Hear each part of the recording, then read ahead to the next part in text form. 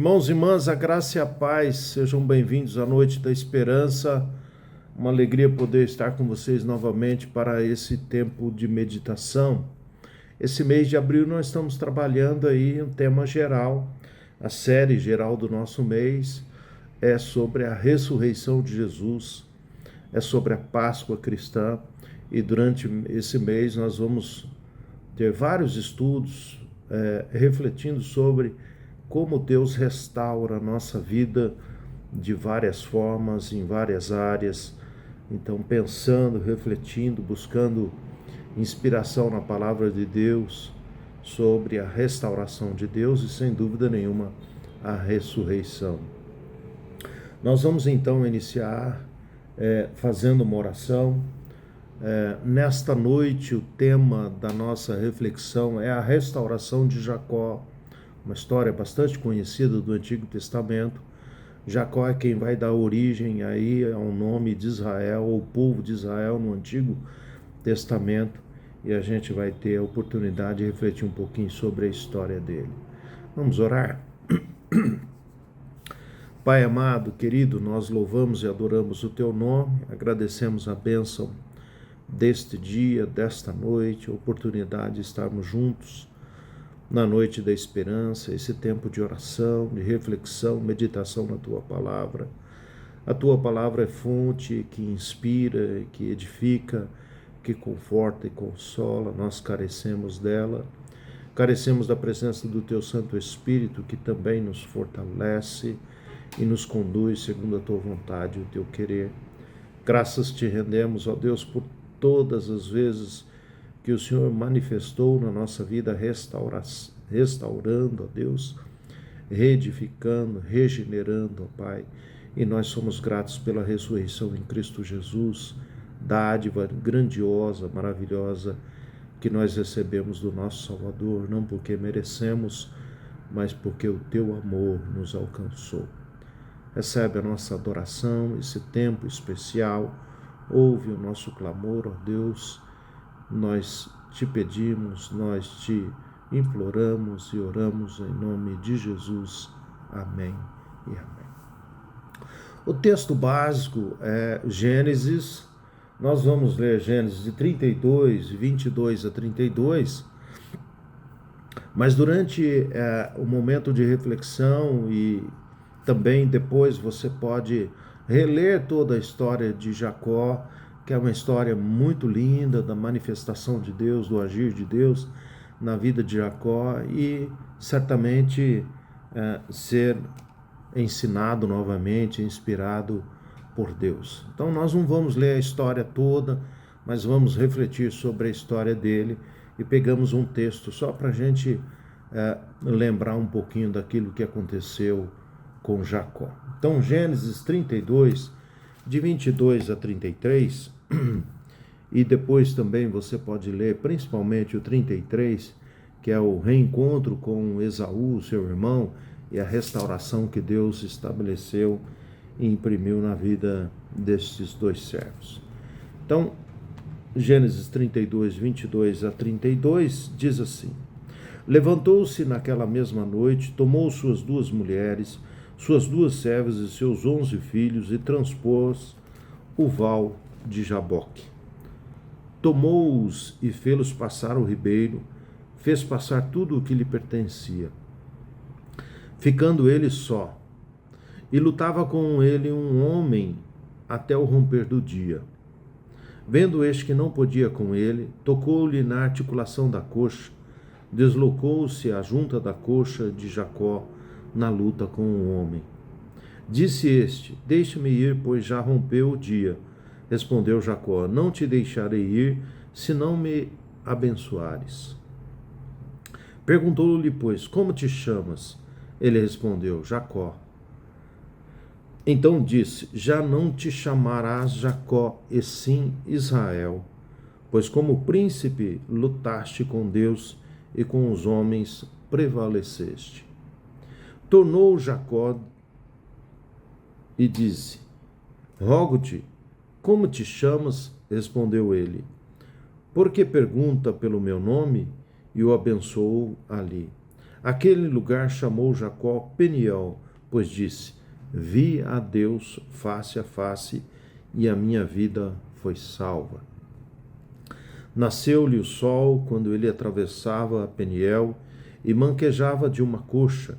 Por isso os filhos de Israel não comem até hoje o nervo do quadril na articulação da coxa, porque o homem tocou a articulação da coxa de Jacó no nervo do quadril. Esse momento, ele marca os últimos, ou aquela noite, né, as últimas horas antes de Jacó se encontrar com Esaú. E depois, então, ele encontrou com Esaú e houve a reconciliação entre esses dois filhos, irmãos gêmeos, entre esses dois servos de Deus.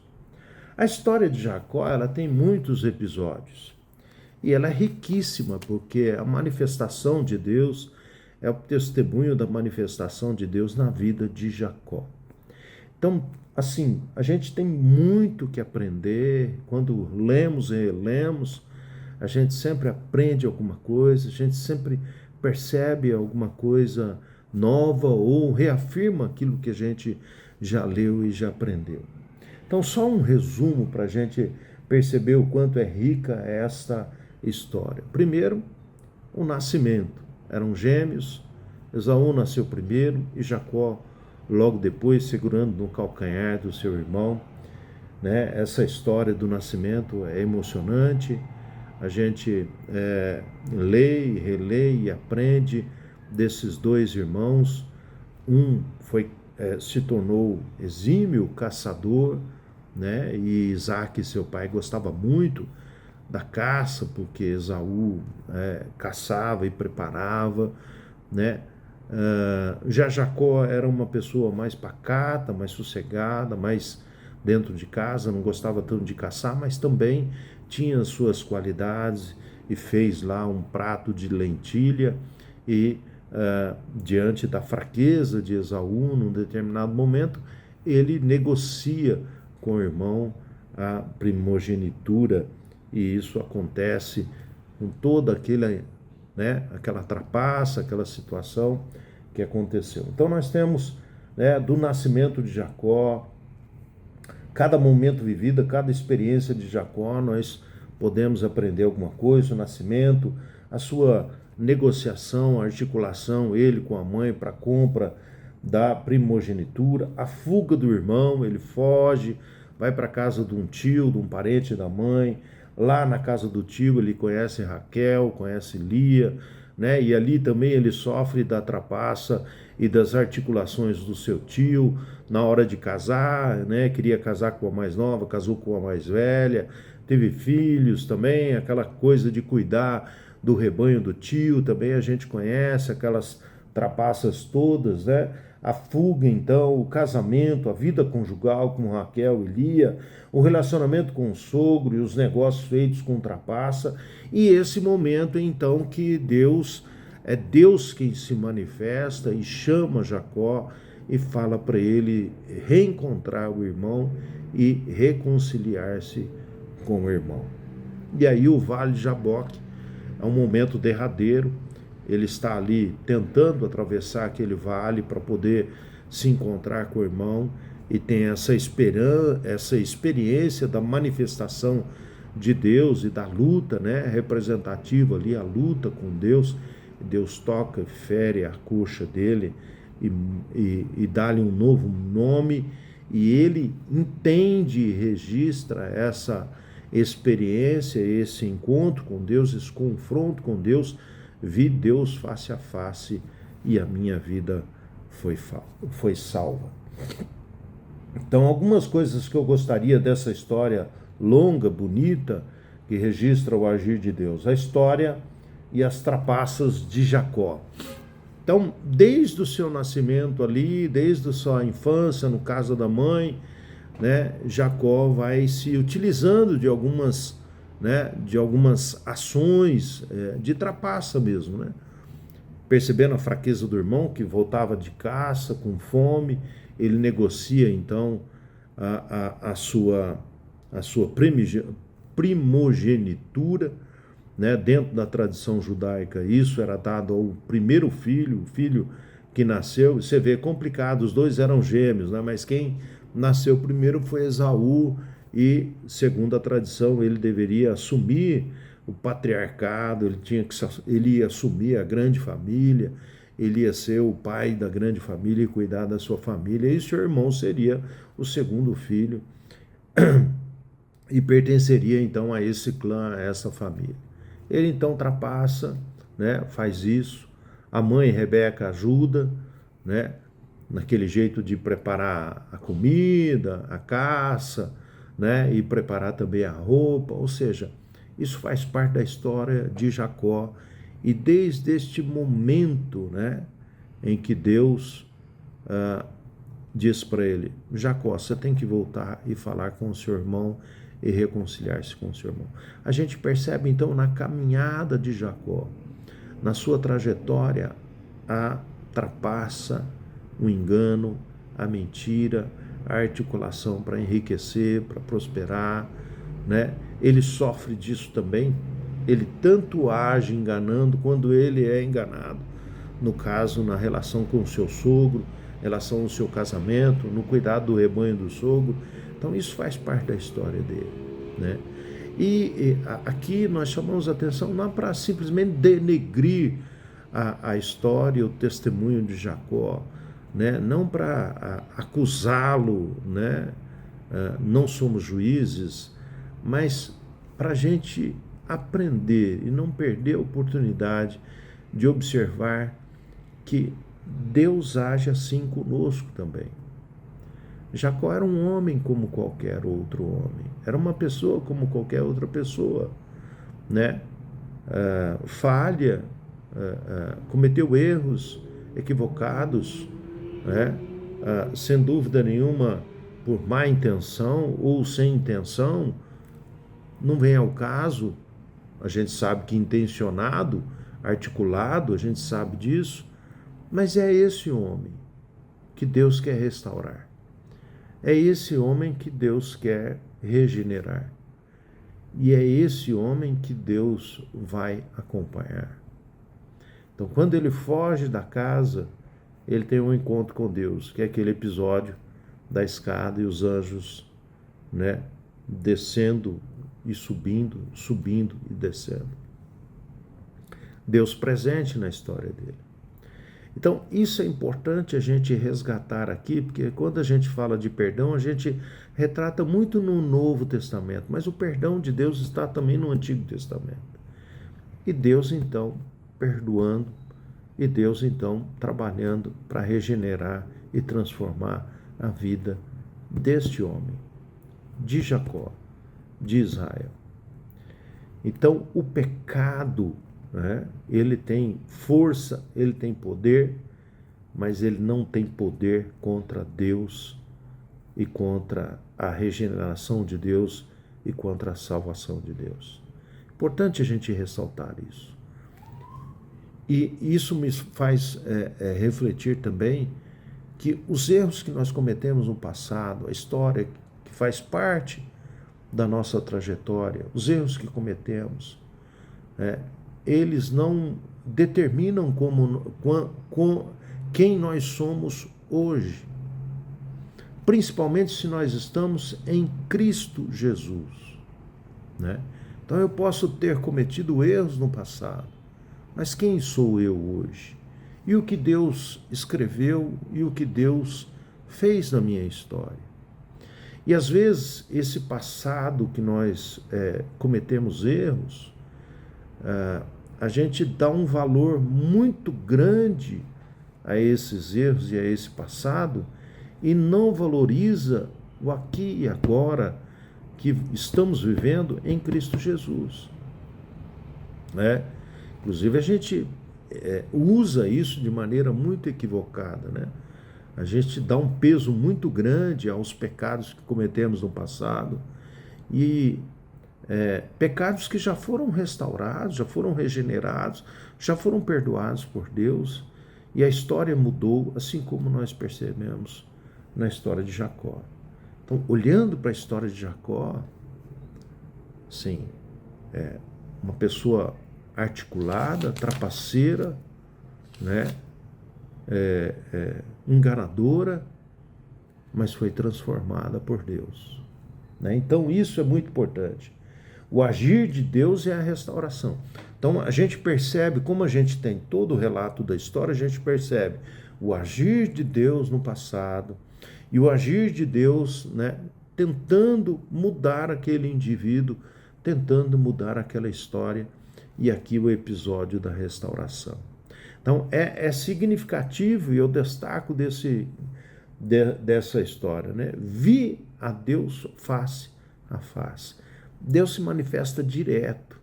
Deus se manifesta assim de maneira bastante significativa para mudar a vida de Jacó, para transformar a vida de Jacó, e isso é importante, né? Então, Jacó não tinha nada assim de bom na sua história para que Deus fale, não, essa pessoa ela é boa, eu vou salvá-la. Não é isso, não é esse o foco de Deus. Muito pelo contrário, Deus quer salvar porque aquela pessoa está perdida, está sendo conduzida por valores e princípios, se a gente pode assim dizer, ou está sendo levada por articulações, pelo mal, pelo pecado, e Deus quer restaurar e salvar aquela pessoa. Então, o agir de Deus aí traz essa restauração. Quando Jacó encontrou o seu irmão, você percebe humildade, né? Você percebe que ele se prostra, se ajoelha diante do irmão, reconhecendo os seus erros. E aí nós aprendemos nesse detalhe que isso é importante para que haja restauração nas nossas vidas, né? Então, primeiro a gente tem que estar sensível a Deus, sensível ao chamado de Deus, à presença de Deus, e entender que às vezes Deus se comparece e se apresenta face a face na nossa vida para transformar a nossa vida, e a transformação na nossa vida acontece quando nós reconhecemos as nossas falhas, reconhecemos a nossa limitação e aceitamos o chamado para a humildade. Sem humildade, nós não conseguimos restaurar relacionamentos. Qual que era o relacionamento aí? Familiar, irmãos gêmeos. A gente sabe, a gente presencia no nosso dia a dia o quanto irmãos gêmeos são extremamente ligados, são extremamente, a gente diz, é uma ligação biológica, uma ligação sentimental, uma ligação emocional. É até difícil a gente ler essa história e perceber assim, como irmãos gêmeos se separaram dessa forma. Poder do pecado, o poder da maldade. E qual foi a atitude que trouxe a possibilidade de regeneração? Humildade. Jacó se rendeu à vontade de Deus, se rendeu àquilo que Deus estava falando para ele, e se humilhou diante do irmão, reconhecendo seu pecado, e só tocou o coração do irmão porque se humilhou. Porque se ele chega diante do irmão soberbo, ele não consegue a reconciliação, né? Quando nós procuramos de alguma forma reconciliar os nossos relacionamentos, né, na nossa vida, a gente chega acusando o outro, você fez isso, por isso que eu fiz o que eu fiz, porque você fez isso. Não tem jeito, você não consegue reconciliar. A outra pessoa já vai se levantar, né? Já vai também acusar você de outras coisas, ou seja, essa atitude de soberba e de não reconhecimento que houve falhas e que há necessidade de reconhecer, se humilhar e se render à reconciliação, isso é prejudicial. Se prostrou, irmão, o que é isso tudo que você está trazendo? É tudo para você, para encontrar mercê, favor de você, de poder me aproximar e reconciliar contigo.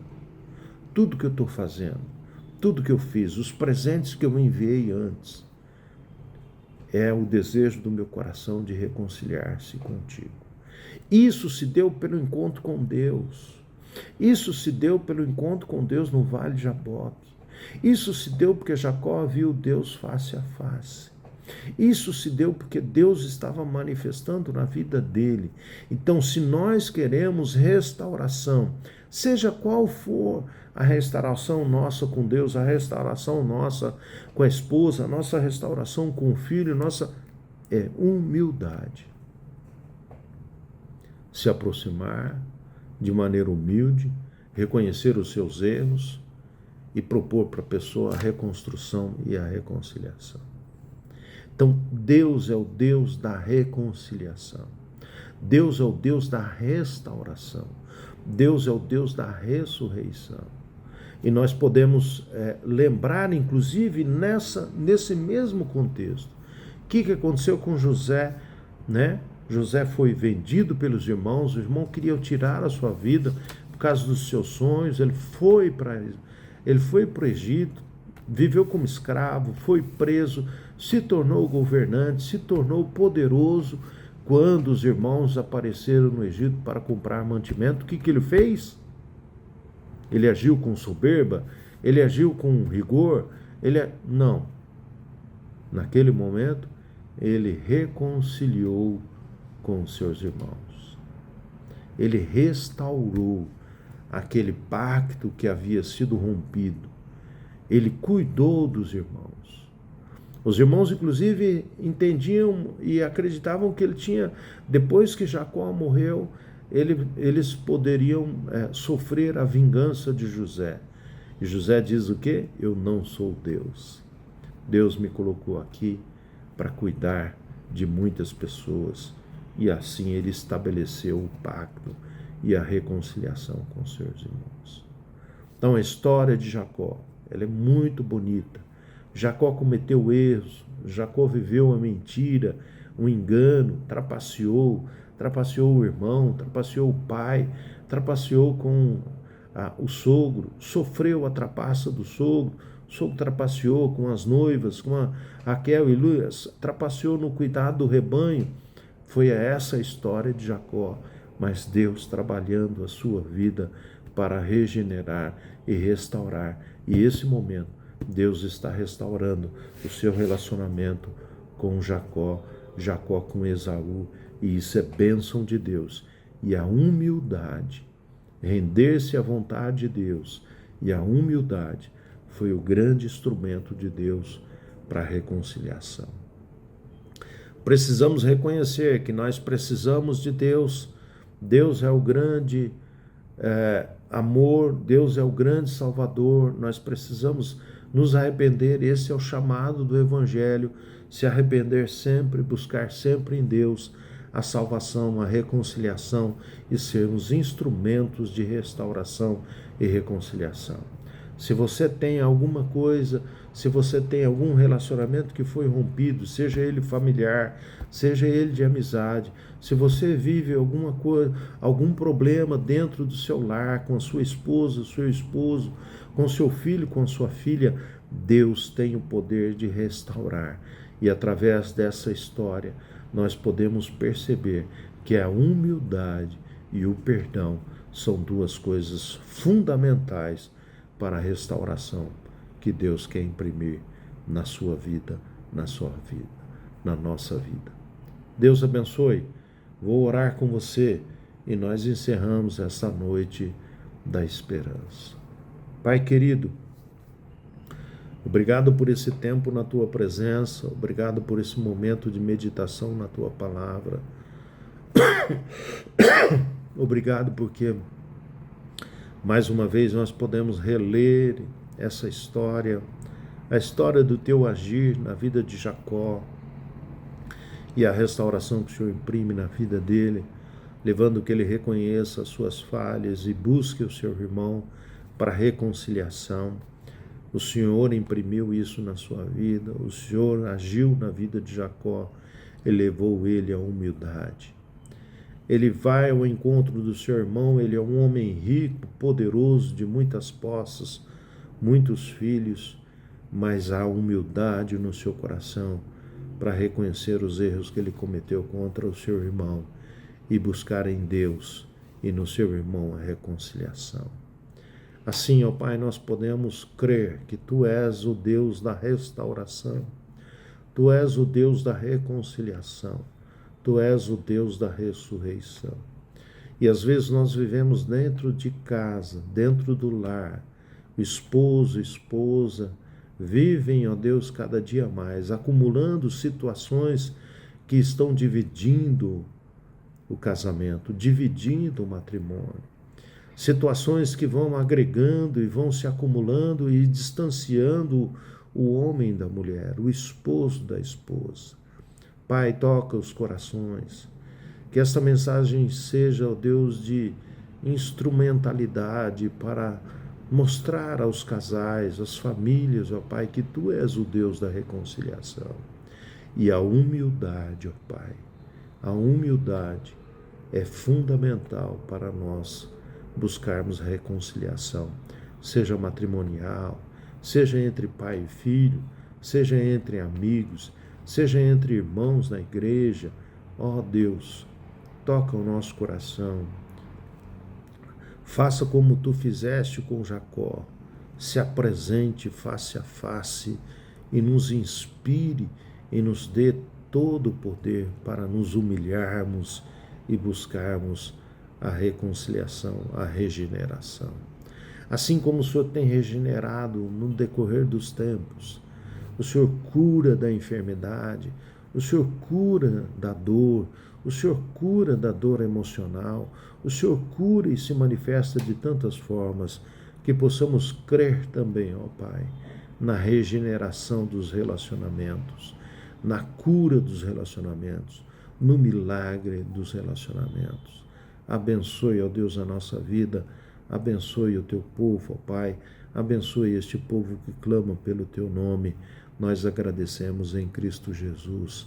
Amém e amém. Alegria poder estar com você. Deus te abençoe. Até a próxima.